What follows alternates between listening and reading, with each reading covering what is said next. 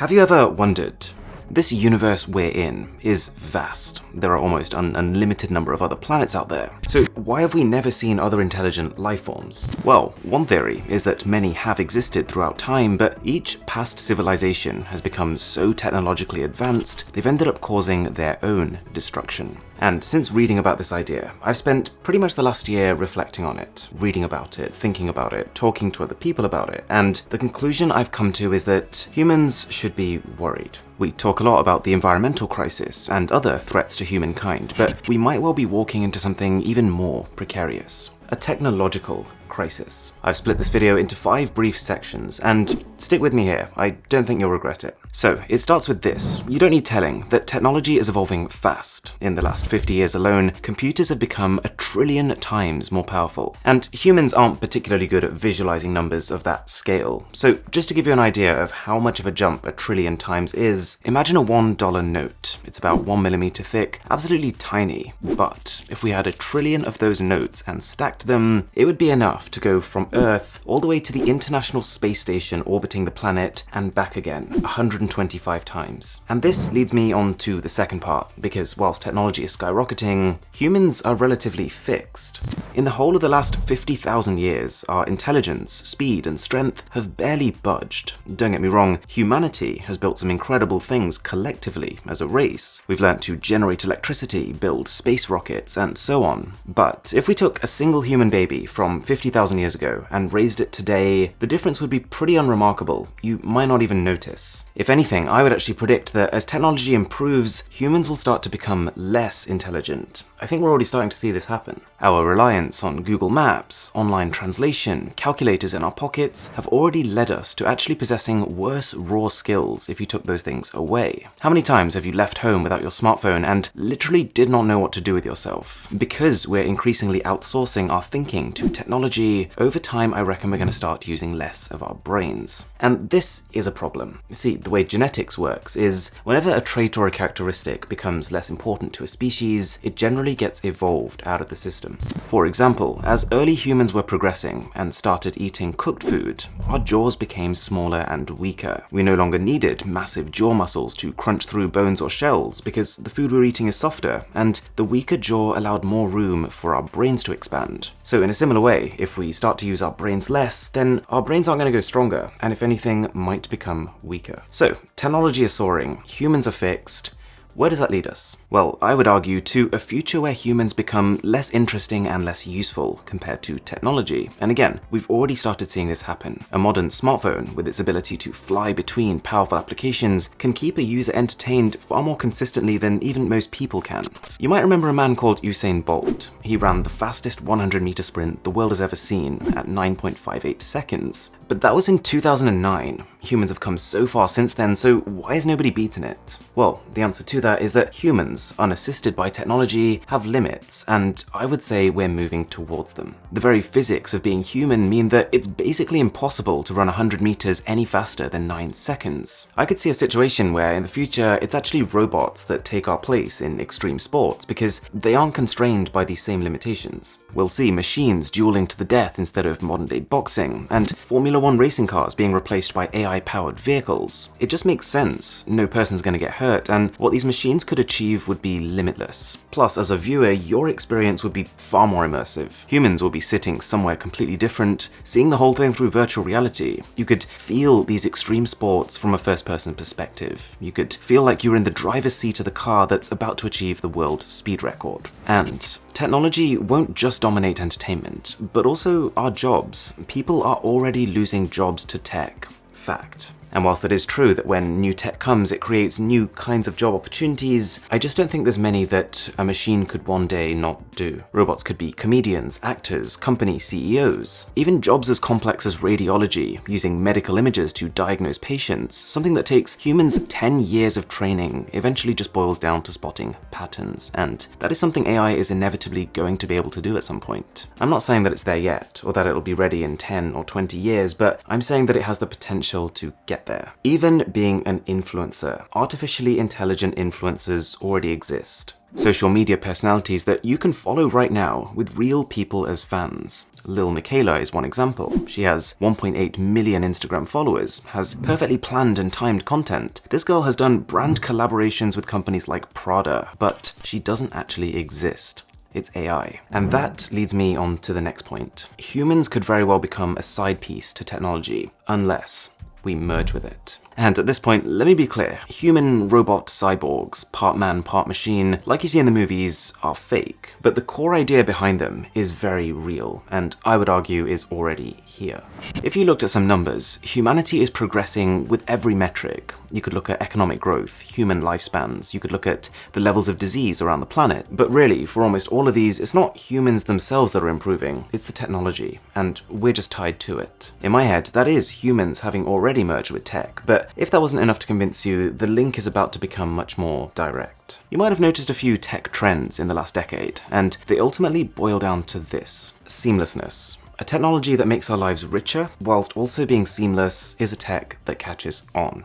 That's why 3D TVs with those funny glasses never took off, or why virtual reality in its current state with these expensive headsets is such a niche tool, even though it's an incredible experience. All signs point towards us ditching cables and headsets and glasses over the coming years and going straight for a brain-machine interface, something that connects our brains to our machines. It is the destination in this pursuit of seamlessness. The concept is based on this.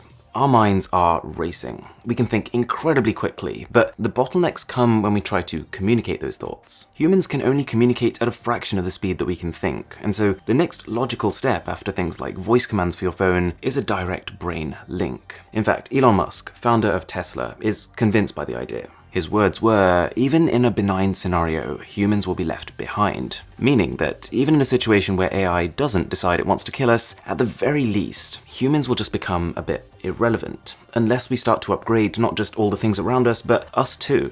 And this thought process is what promoted him to found another company called Neuralink. They're going to offer the option to plant what are essentially thousands of electrodes into people's brains, using a device that pretty closely resembles a sewing machine. And on a bit of a side note, this in itself sort of demonstrates my point. This bot can accurately thread tiny electrodes with incredible precision in a way that even a fully trained brain surgeon just couldn't. And these electrodes have two purposes: to both send and receive data from your brain to your smart devices. It sounds terrifying, but it's not even a hugely invasive procedure. Compared to brain surgery, where your head would literally be cut open, this would leave no scars as the incisions are less than 1 centimeter each. There'd be no need to shave your hair off, and the whole thing should take 45 minutes. So right now, there are literally rats they've tested this on with USB-C ports sticking out of their heads. Neuralink can plug a cable in and download the activity of their brains, the same way you would transfer a movie or download a bunch of photos. And where this tech is going is even more fascinating. In the short term, the goal of this is just to help people with brain diseases.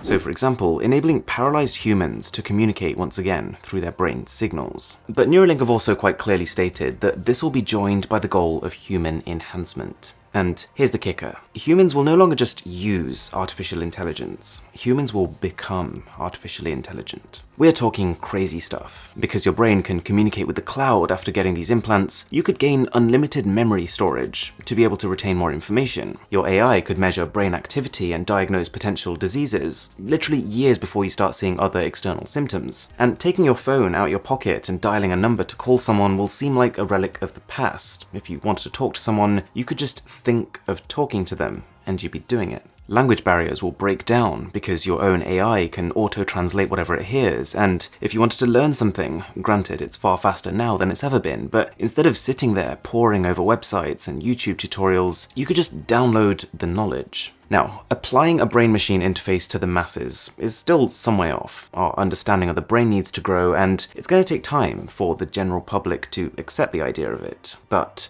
I can see how it would happen. Early adopters would be people with serious brain conditions who would give anything a go just because conventional solutions haven't worked. These people would give companies like Neuralink a chance to iron out early issues, and over a few more generations, the wider public will start to accept the idea because they've seen loads of people with brain implants, and all this time, the benefits of having them are just going to keep growing. And this leads us on to the next chapter. We've already talked about how artificial intelligence will skyrocket and humans will become more entwined with it. I don't think either of those things are up for debate, but the big remaining question is, will AI bring unlimited joy to people, or will it lead them to their grisly end? And my personal take is that whilst this isn't a doomsday scenario, we have to be really careful. Let me explain. Some people say that a machine can never be more capable than the person that invented it, and you can see where they're coming from. You've got others who say that, sure, one day machines will completely outpower humans, but no matter how many times more powerful a machine gets, it'll always only be able to do what it was programmed to do. So we have nothing to worry about. Again, fair point, but I've got a serious problem with both of these two things. For starters, no one person invented the computer. The computer is a culmination of the efforts of humanity. Every invention, from the discovery of fire to the making of the light bulb, has contributed to the computer. It is the combined work of the brightest minds of every generation that has come before us. And so even if it was true that AI is limited by the intelligence of its creator, which I don't think is true by the way, we would still have an incredibly powerful AI on our hands, and something we should be cautious about. Secondly, I do agree that if humans continued to make self-contained computer boxes, like the ones that sit on your desk, making them increasingly more powerful each year, that would not be an issue. But that is not what we're doing. Right now, as I'm speaking, companies are out there competing to see who can build the AI that can think fastest, learn quickest, and grow on its own accord. And there are three ways that I think this could come back to get us. Let's call them scenario A, B, and C. I watched a video not too long ago that really demonstrates scenario A. It was a computer simulation of a few little AI-powered robots. You got red robots that were given the simple objective of catching the blue robots, and the blue robots that were just told to hide. And what happened in this experiment, as the simulation ran again and again, and the AI started to learn from each attempt, was both fascinating and terrifying. To start with, as you'd expect, the red agents moved around randomly, just hoping to bump into the blue ones. They soon started to understand, though, that they could do better by going straight towards the blue robots, but then the blues countered this by moving the boxes to block the exits. Cooperation. The bots on each side were now working together. After many more tries, the reds realized they could grab a slope and use that to climb over the barrier the blues had created. And this whole thing continued. As the environments got more complex, so did the strategies, and eventually it looked like the blues had won. The second the timer started, they would lock the red's slope, preventing the reds from moving it, and grab two big blocks and create an impenetrable triangle around themselves. When this simulation was being created, this was theorized to be the final strategy. At this point, there should be no way that the reds can win. So game over, right? Well, no. It turns out, the Reds managed to do something that, when they were first programmed, was not even anticipated as a possibility. They realized that even though their ramps had been locked, they could still use them to jump on top of a box and then drag the box whilst being on top of it until they got to the shelter of the blues and won. Hopefully you're starting to see what I'm getting at with scenario A. AI has been given the ability to learn, and that is far more powerful than any kind of programming, because as soon as you teach something to learn for itself, it can start to behave in ways that you didn't initially anticipate. Humans have thought of a myriad of defense mechanisms against any potential future robot takeover. We've even actually come up with the laws of robotics that should be assigned to machines to make sure they don't cause problems. Things like programming a robot to not injure a human being. However, the very nature of this AI that can learn and grow on its own accord means that we can't actually predict the ways in which it will cause problems, and so we can't pre-program it to not do those things. Just like that example video I showed you, we didn't want the red robots to effectively surf on top of boxes like that, but we didn't realize they could, and so never programmed them not to. AI is not human. It doesn't think like a human, it doesn't solve problems like a human, and so this can be a really good thing, but it can also be a really bad thing as we become more and more entwined with it. Let's take this humanoid robot, which was told to make it from A to B as fast as possible. It's easy to forget that the AI doesn't know it needs to run facing forward, or that it should stay on two legs. It just ends up somersaulting continuously to get to B as fast as possible. Whilst on one hand, incredibly clever, AI is just blind to some things that are completely obvious to us humans. And so, as was put very well by a TED Talk all about this, and it's really easy to accidentally give AI the wrong problem to solve. And often we don't realize that until something has actually gone wrong. In other words, imagine a super intelligent AI that is present in every corner of the planet. Because remember, people in the future are fused with this artificial intelligence. Let's say it was programmed with the simple and frankly innocent task of making sure the Earth lasted as long as possible. If it then just so happened that the AI started to see humans as detrimental to this objective, it would find a way to get rid of us, maybe a loophole in the rule of not causing harm to humans, and it would do this without thinking twice about it. Again, not a human way of thinking. The AI doesn't have emotion. Intelligence is what has elevated humans above every other species on the planet, and look how it's worked out for them. As the apex creature, humans have pretty much done what we wanted with every other organism on the planet. And some people worry that the same could happen to us if we build an even higher being. Sure, AI won't intrinsically have a desire to rule or kill people or any of the stuff you see in movies, but the worry is that because all these AIs are being developed behind closed doors in secret and companies are competing with each other, that they could build something accidentally that could make humans some sort of obstacle when it comes to achieving their purpose. And plus, in terms of reproduction, it takes humans almost a year to have a baby, and then 20 or so more years just to raise it. Machines could replicate overnight, with their entire collective intelligence being shared with each other. The second thing we need to be really careful about, scenario B, is that it's not just what the AI could do, it's what people could do with the AI. If humans become artificially intelligent beings, this extra intelligence could just as well be used for harm as well as good, and each person will have more power than ever to cause damage. Giving people super intelligence is the mental equivalent of giving everyone a weapon, and there are a lot of people who are opposed to that concept for sure. And then, scenario C, the third spin-off of this potential AI future, is that whilst it's very possible that by then humans will be less susceptible to traditional human viruses, this integration with technology could mean we could contract a new kind of virus, a computer virus. Who knows, maybe the AI of an entire population could be hacked and people could be held for ransom. It's tough to talk about this right now, we don't really know, but safe to say that with a new technological era, you're going to have new potential threats that we didn't see coming. And this leads me onto the final chapter. We've looked at how technology is evolving, and humans are not. Humans will merge with that technology to keep up, but that's kind of risky. So that leaves us with the final question. Why? If this technological crisis is so potentially dangerous, why on earth would we be walking straight into it? The answer is that we're just being human.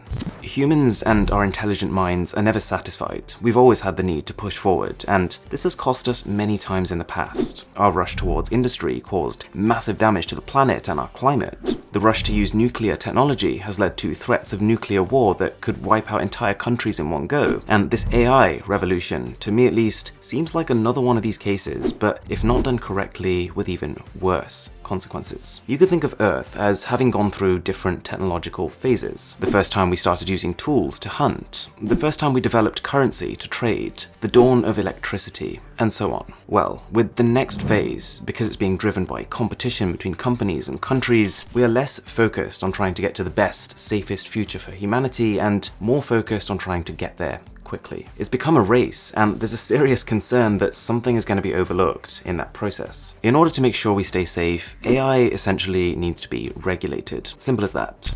Google CEO Sundar Pichai recently came out and said something that sums this up quite nicely. Companies such as ours cannot just build promising new technology and then let market forces decide how it will be used. And on a final note, I just want to add that predicting the future is hard and nobody really knows what's going to happen. I've heard people who think AI will literally stay where it is for the next 200 years, assisting us. I've heard people who think we'll all be wiped off the planet in 200 years, but my take is somewhere between the two. We'll still be alive and breathing in this time, but just maybe not in the way we expect it to be.